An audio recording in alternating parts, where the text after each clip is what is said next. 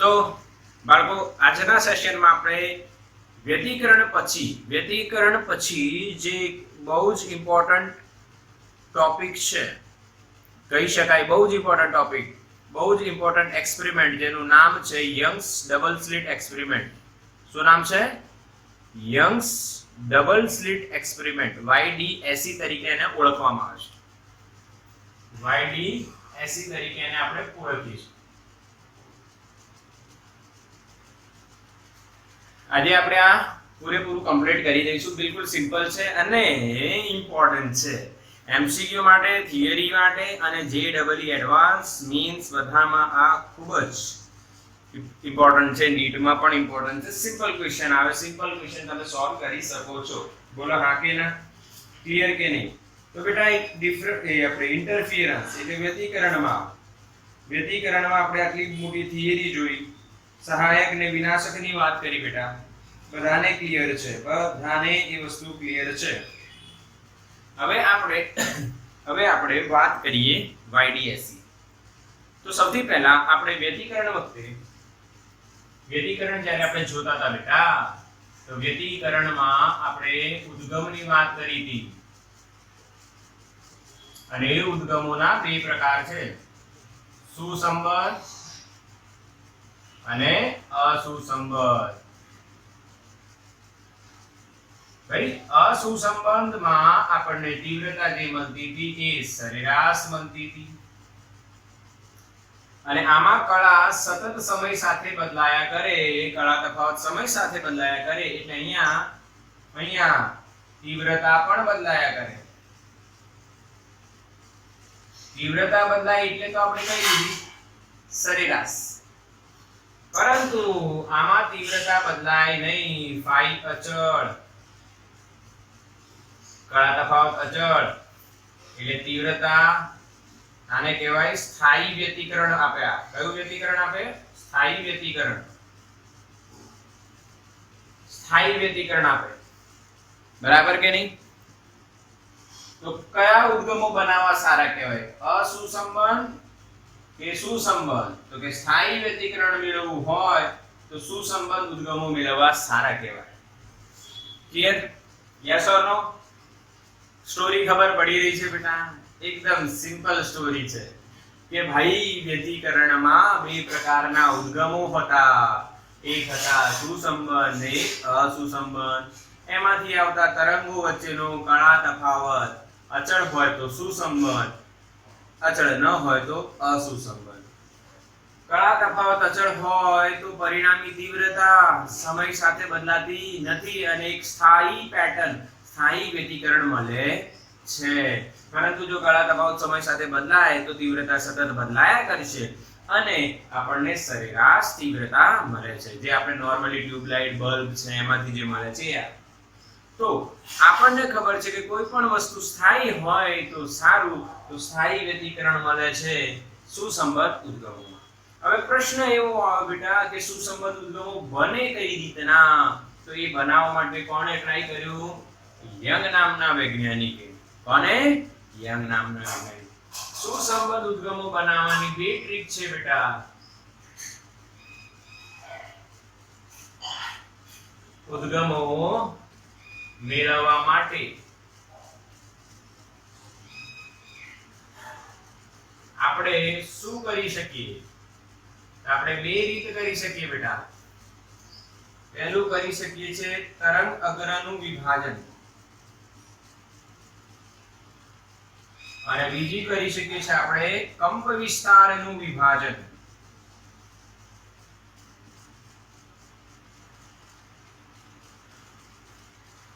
હવે તરંગ અગ્ર તમને ખબર છે, આપણે ભણ્યા છે, પહેલા જ ભણી છે ને, સમાન કળામાં દોલનો કરતા કણોમાંથી પસાર થતા કાલ્પનિક પૃષ્ઠને તરંગ અગ્ર કહે છે.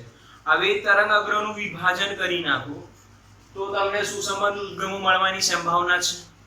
અને કંપ વિસ્તાર, હવે કંપ વિસ્તાર તો ખબર છે તમને, દોલન કરતા હોય તરંગો શું કરતા હોય? દોલનો.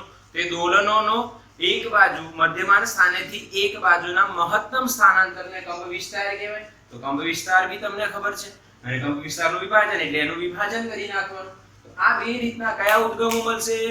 સુસંબંધ. કેમ કે એનાથી સ્થાયી તીવ્રતા ધેટ મીન્સ વોટ, જે વ્યતિકરણ રચાય છે એમાં એ સ્થાયી હશે, આમાં સ્થાયી હોય નહીં. તો સ્થાયી વ્યતિકરણ મેળવવા માટે સુસંબદ્ધ ઉદ્ગમો જોઈએ, અને એના બે મેથડ આપણને ખબર પડી. તો એ બે મેથડમાં આ જ્યારે મેથડ સાયન્ટિસ્ટોએ બનાવી અને ટ્રાય કરી, તો તરંગગ્રહનું વિભાજન કરતી વખતે પાતળા ઉદ્ગમોની જરૂર પડે.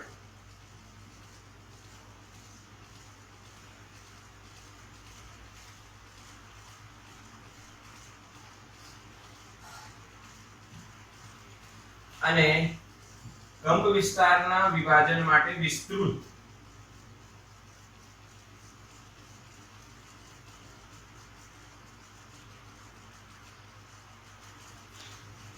હવે આ બેમાંથી વસ્તુ સમજવાની. પાતળા ઉદ્ગમ એટલે એકદમ સાંકડા, બહુ જ પાતળા હોય, 1 મિલીમીટરના ક્રમના, એના કરતા એ પાતળા હોય.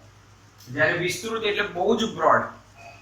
તો યંગ નામના વૈજ્ઞાનિકે આ ઉદ્ગમોનો ઉપયોગ કરીને તરંગગ્રહનું વિભાજન કર્યું અને સુસંબદ્ધ ઉદ્ગમો બનાવ્યા. કોણે?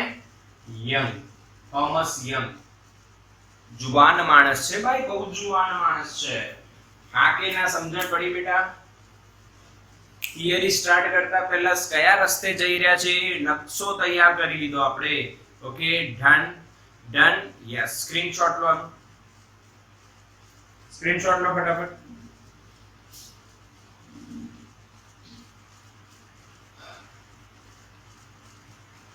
ચલો ડન. ઓકે બેટા. હવે આપણે આનો પાઠ બનાવી લઈએ કે કયા રસ્તે આપણે આ એક્સપેરિમેન્ટ ને સમજીશું.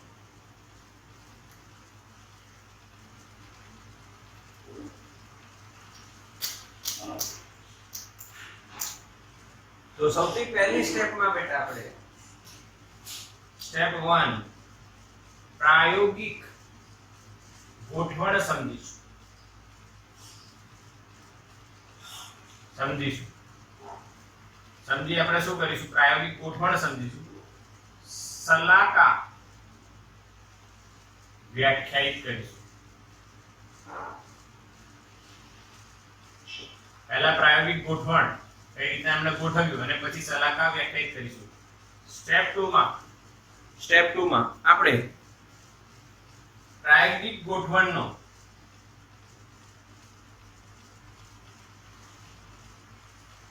લાઈન ડાયાગ્રામ દોરી.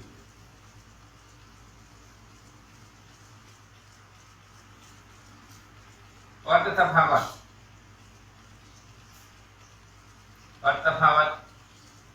S2p S1p બરાબર xt/d મેળવીશું. હવે તમને એવું ના ખબર હોય કે આ સૂત્ર સરે શું લખ્યું, પણ આ એક ઇમ્પોર્ટન્ટ સૂત્ર છે, મેળવીશું. તો ડોન્ટ વરી આપણે આ સૂત્ર મેળવીશું. સો ડોન્ટ વરી, આના વિશે ડોન્ટ વરી. હા, આ સૂત્ર આપણે મેળવીશું. તમારા માટે આ નવું છે. S2p S1p તો ખબર છે તમને, પણ xt/d શું છે ખબર નથી. સો ડોન્ટ વરી અબાઉટ ઇટ. આ સૂત્ર મેળવીશું અને સહાયક મેળવી સહાયક અને વિનાશક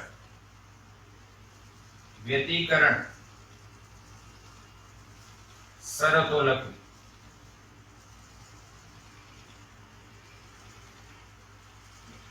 દેશી ભાષામાં લખી રહ્યો છું બેટા, દેશી ભાષામાં, જે તમને ખબર પડે ને.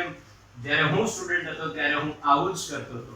બસ આવી જ રીતના, બસ આખી થિયરીનું જે છે બોર્ડ માટેની તૈયારી છે બેટા, બોર્ડ માટેની તૈયારી. તો આખી જે થિયરી છે એને આપણે આમ સ્ટેપ વાઇઝ યાદ રાખીએ તો બહુ જ સરળ પડે, બહુ જ મજા આવે, સિમ્પલ રહી જાય, એકદમ સિમ્પલ રહી જાય. ઓકે, સ્ટેપ 3 માં બે ક્રમિક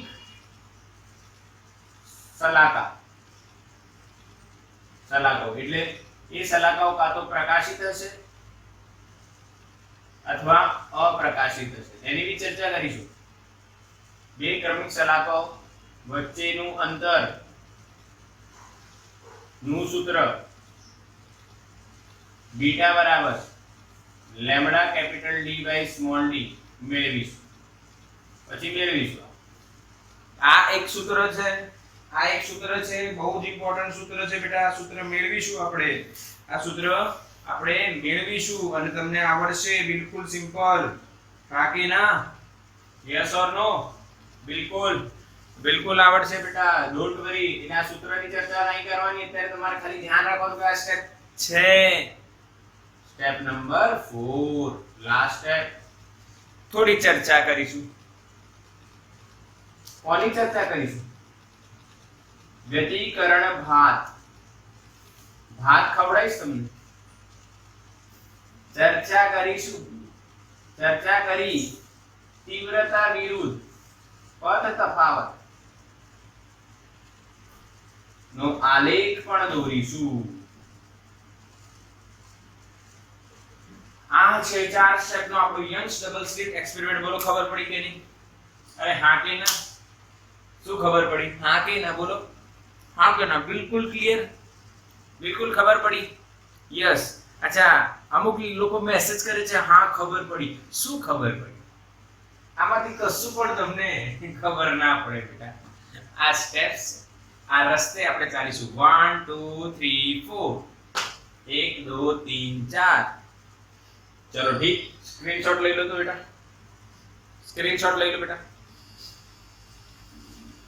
ટેક ધ સ્ક્રીનશોટ. ફટાફટ. થઈ ગયું? Done or not? High speed? Yes. પહેલી પ્રાયોગિક ગોઠવણ, પછી પદ તફાવત અને શરતો, પછી ક્રમિક સલાકા વચ્ચેનું અંતર અને છેલ્લે વ્યતિકરણ ભાત અને આલેખ. ચિંતા ના કરો બેટા, એકદમ સિમ્પલ ગોઠવણ છે.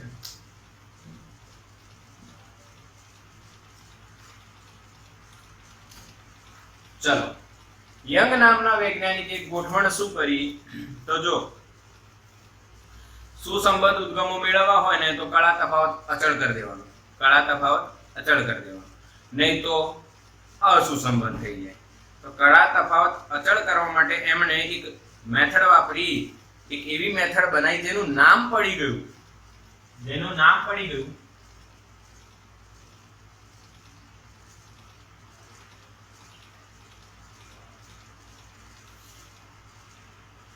શું નામ પડી ગયું? શું છે નામ? બતાવો. મેથડ નું નામ શું છે? મેથડ નું નામ બોલો બેટા. લોક મેથડ. યસ, એમણે લોક કરી નાખી. કળાને લોક કરી નાખી. બહુ જોરદાર લોજિક છે. જો કઈ રીતના? તો સૌથી પહેલા એમણે અપારદર્શક તકતી લીધી. ઓકે, અને એક એમાં પાતળી ખાંચ બનાવી જેમાંથી પ્રકાશ પસાર થઈ શકે. આને સ્લિટ કહેવાય. ખૂબ જ પાતળો માર્ગ જેમાંથી પ્રકાશ પસાર થઈ શકે. ઓકે, અહીંયા પ્રકાશનું ઉદ્ગમ રાખ્યું.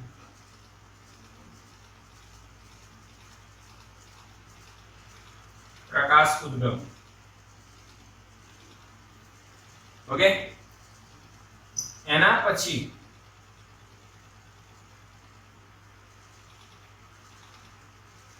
એમણે એનાથી ખૂબ જ નજીકના અંતરે, લગભગ તમે કહી શકો મિલીમીટરના ક્રમના અંતરે, ફરી એક અને બે, આને S1 સ્લિટ 1 અને આને S2 સ્લિટ 2 કહેવાય. આ બે સ્લિટ ખાંચ પાડી. ક્લિયર છે? અને એમનાથી થોડા વધારે અંતરે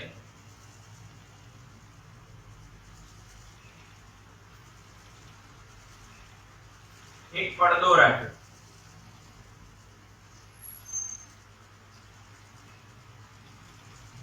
પડદા અને સ્લિટ જે છે S1 S2 એના અંતરને D કહેવાય અને મીટરના ક્રમનું હોય. ઓકે, સમજ્યા? આ વધારે છે, પડદો છે. આ બહુ એમને ગોઠવણ કરી. યસ ઓર નો? આ જે બે સ્લિટ છે બેટા, એની વચ્ચેનું જે અંતર છે એને આપણે d કીધું અને AB મિલીમીટરના ક્રમનું છે. આ એમણે પ્રાયોગિક ગોઠવણ કરી જેને આપણે કઈ મેથડ કહીશું? લોક મેથડ. તો હવે થાય છે શું? ફીલ કરાઈશું. ગોઠવણ ખબર પડી?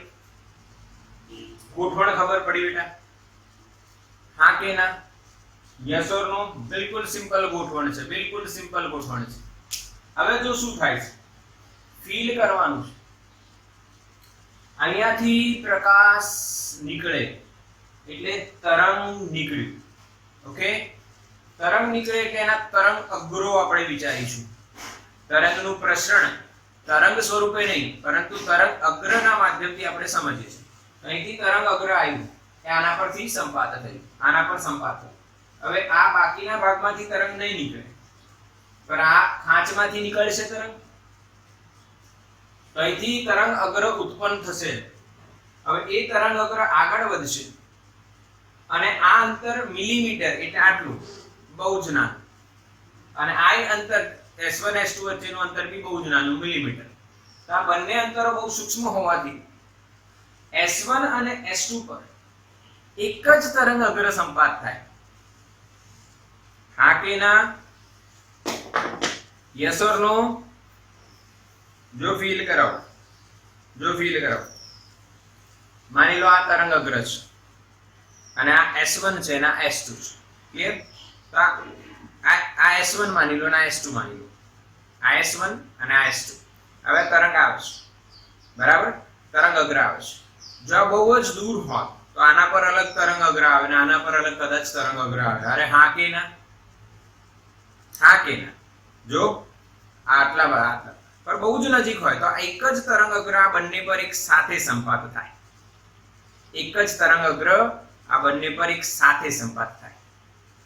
એનાથી થશે શું કે આ S1 માંથી હવે જે તરંગો નીકળશે આગળ જશે અને આ S2 માંથી જે તરંગો આગળ જશે એ બંને તરંગો એક જ તરંગ અગ્રના ભાગ છે.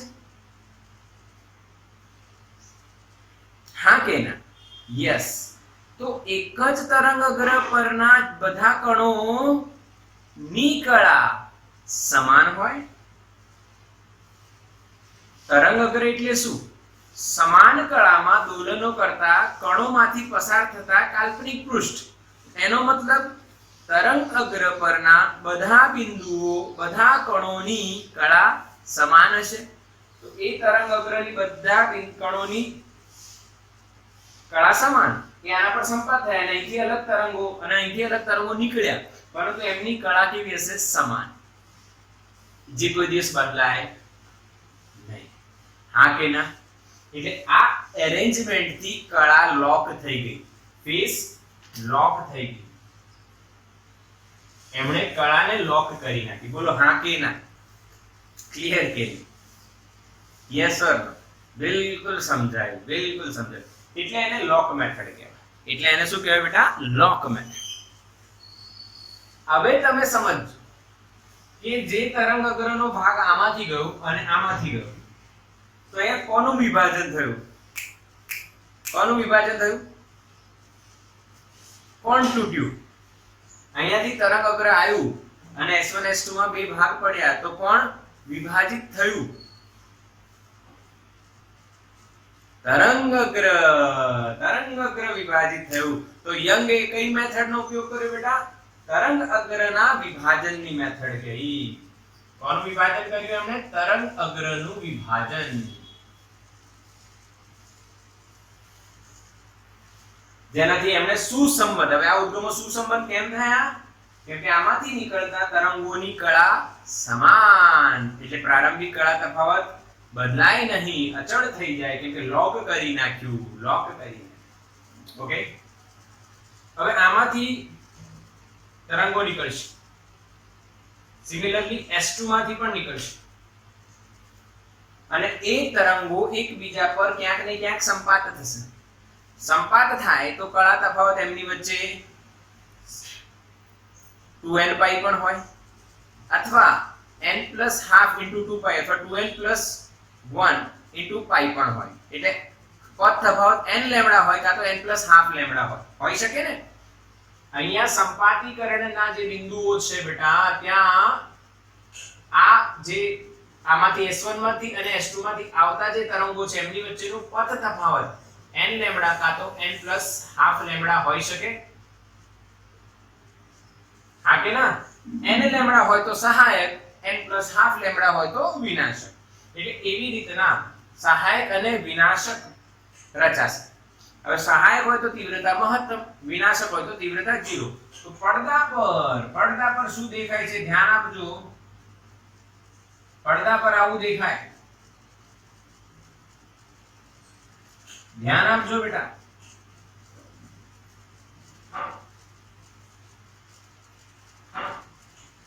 પડદા પર આવી રીતના આપણને અલગ અલગ ભાગમાં, પહેલા માની લો આ અપ્રકાશિત છે જ્યાં તીવ્રતા 0 છે અને એની પછી પ્રકાશિત ભાગ દેખાય. અપ્રકાશિત, પ્રકાશિત, અપ્રકાશિત, પ્રકાશિત એવા અલગ ભાગ દેખાય ને જે ભાગ ખૂબ જ સૂક્ષ્મ હોય અને એકબીજાથી સમાન અંતરે આવેલા હોય છે. આ જે રચાય છે આ ભાગ એને શલાકા કહેવાય. ઇંગ્લિશમાં ફ્રિન્જ કહેવાય.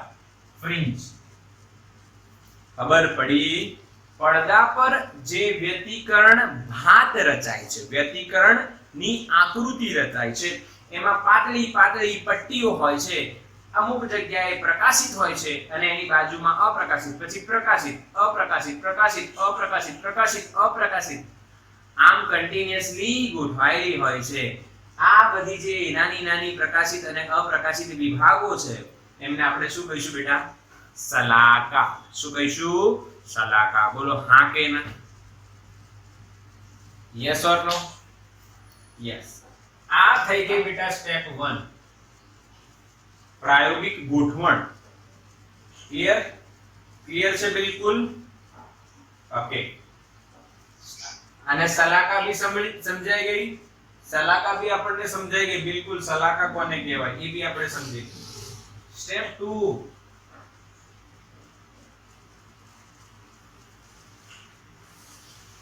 આ પ્રયોગનો લાઈન ડાયાગ્રામ દોરીશું. આ પ્રયોગનો કેવો ડાયાગ્રામ દોરું છું? Line diagram. હવે તમે ધ્યાન આપજો. તમે ટોપ વ્યૂ થી જુઓ તો તમને અહીંથી પ્રકાશ જતો દેખાય ને અહીંથી પ્રકાશ જતો દેખાય. તો લાઈન ડાયાગ્રામમાં આપણને અહીંયા એક ઉદ્ગમ દેખાય S1 અને અહીંયા એક ઉદ્ગમ દેખાય S2. અહીંયા પડદો દેખાય.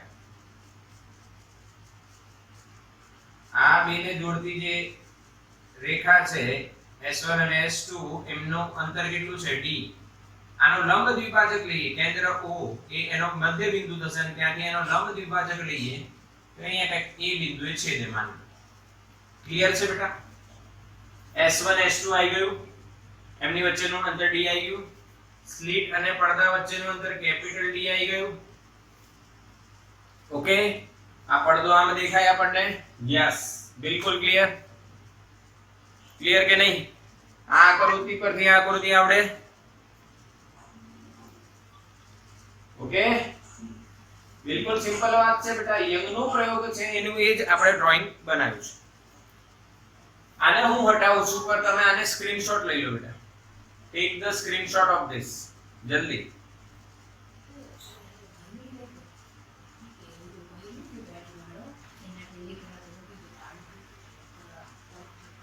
ઓકે. હા કે ના? સમજણ પડી ગઈ? લોક મેથડ કહેવાય છે.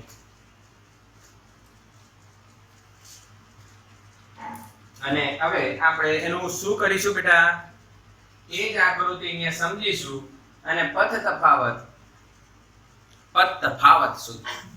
શોધીશું. પથ તફાવત. Let's start. ભાઈ પથ તફાવત કઈ રીતના શોધાય?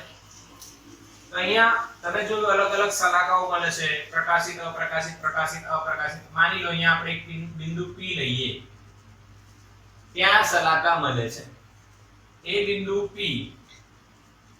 એ A થી x અંતરે છે. x અંતરે છે. કોઈનો માઈક ઓન છે ભાઈ? માઈક બંધ કરો બેટા. કોઈનો માઈક ઓન છે? ફટાફટ માઈક બંધ કરો, નહીં તો રેકોર્ડિંગ માં પછી તમારી અવાજ આવશે, મારી નહીં. પાણી પી લઉં.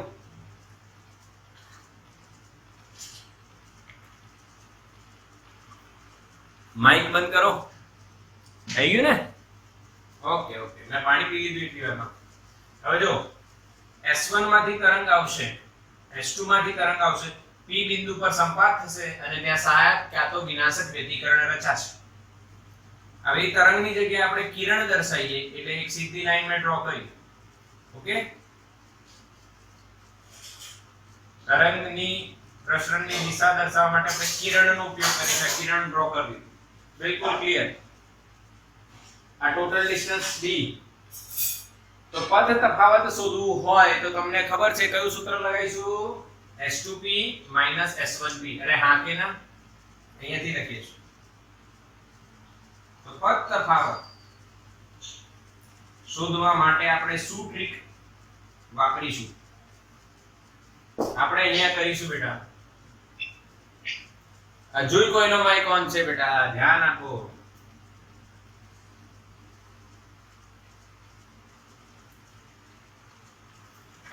બેટા આ મેથેમેટિકલ ટ્રીક છે.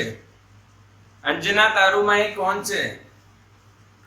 અંજના, આયુષી બંધ કરી દે ને, તને હોસ્ટ બનાવેલી છે બેટા ઝૂમ પર. વેબએક્સ પર તો હું જ હોસ્ટ છું. ચલો ઠીક. અહીંયા આ એક મેથેમેટિકલ પ્રોસેસ છે. એ મેથેમેટિકલ પ્રોસેસ તમે સમજજો અને પછી તમને પદ તફાવત મળી જશે. હવે આપણે આવું કર્યું. હવે આ S2p શું લખાશે? ધ્યાન આપજો. અહીંયાથી એક સીધી લાઈન આપણે વિચારીએ.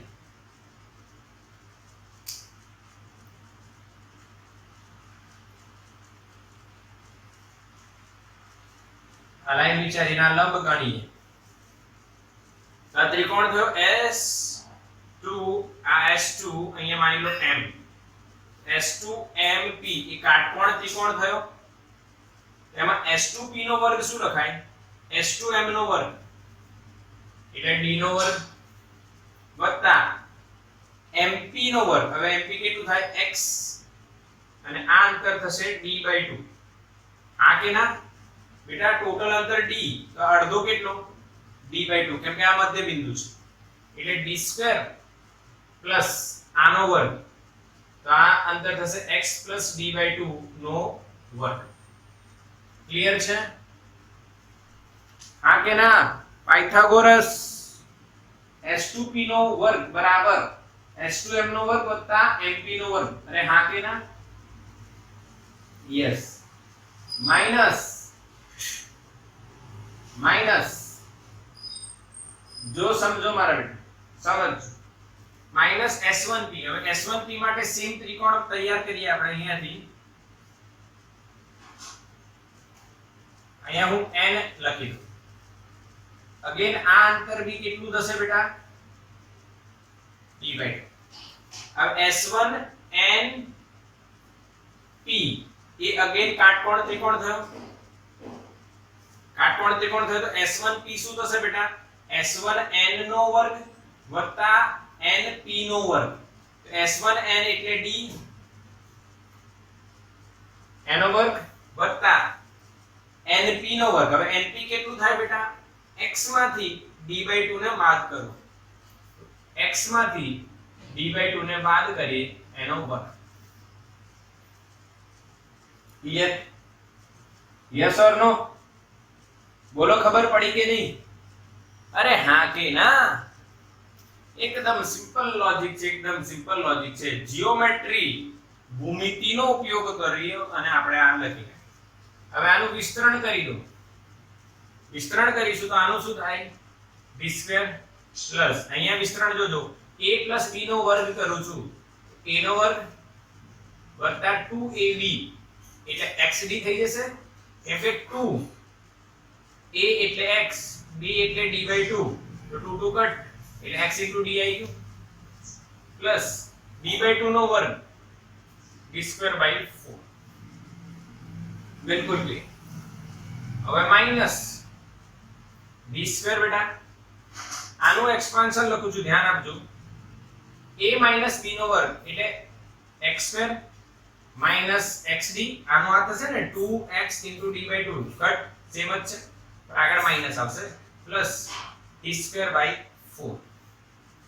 ક્લિયર? હા, પર અહીંયા પ્લસ છે એટલે આ એક્સપાન્શન છે, પર જ્યારે આ માઈનસ અંદર આવશે તો આ બધાની સંજ્ઞા બદલાઈ જશે, એટલે આને માઈનસ કહીશું, આને પ્લસ કહીશું અને આને માઈનસ કહીશું. ક્લિયર છે બેટા? હા કે ના? તો બેટા આ એક્સપાન્શન તમને ખબર પડી ગઈ છે, d2 + x2 + xd + d2/4. આનું ઓકે સિમિલર આનું, પર આમાં માઈનસ છે અને જ્યાં માઈનસ છે ત્યાં પ્લસ, કેમ કે માઈનસ અંદર મલ્ટીપ્લાય કર્યું છે. હવે જે સરખું છે એને કટ કરીશું, તો આ d2 એટલે માઈનસ છે આગળ, x2 d2/4 d2/4. તો તમને જવાબ શું મળશે બેટા? xd + xd 2xd. હા કે ના બેટા? ખબર પડી? બિલકુલ બિલકુલ. તો તમને શું મળ્યું? માટે s2p નો વર્ગ માઈનસ s1p નો વર્ગ બરાબર 2xd.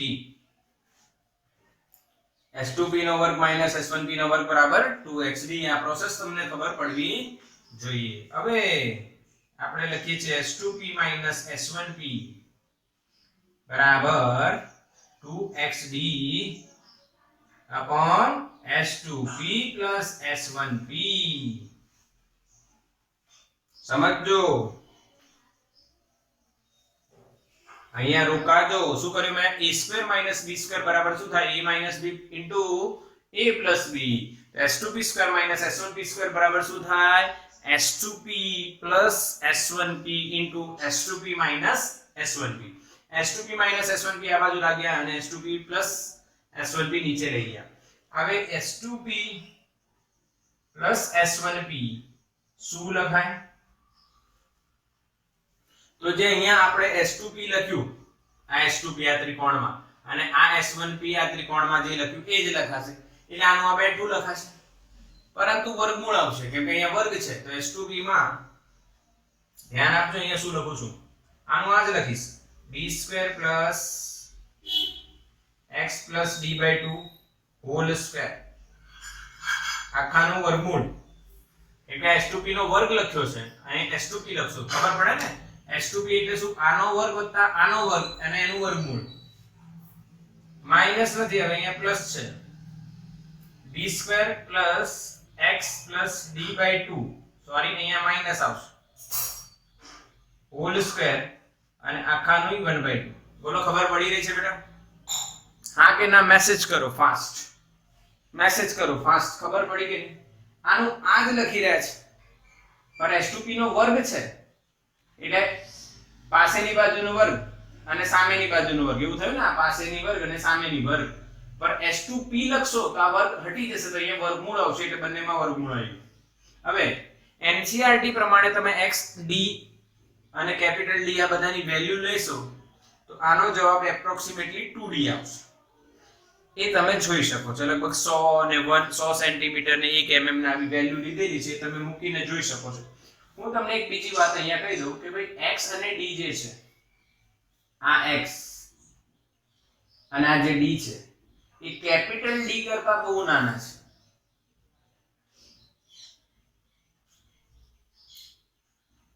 બહુ જ નાના હોય તો s2p plus s1p તમને શું મળશે? જો આ બહુ નાનું થઈ જશે તો d² બહુ મોટું, તો d² બચશે અને એનું વર્ગમૂળ, એટલે d plus d.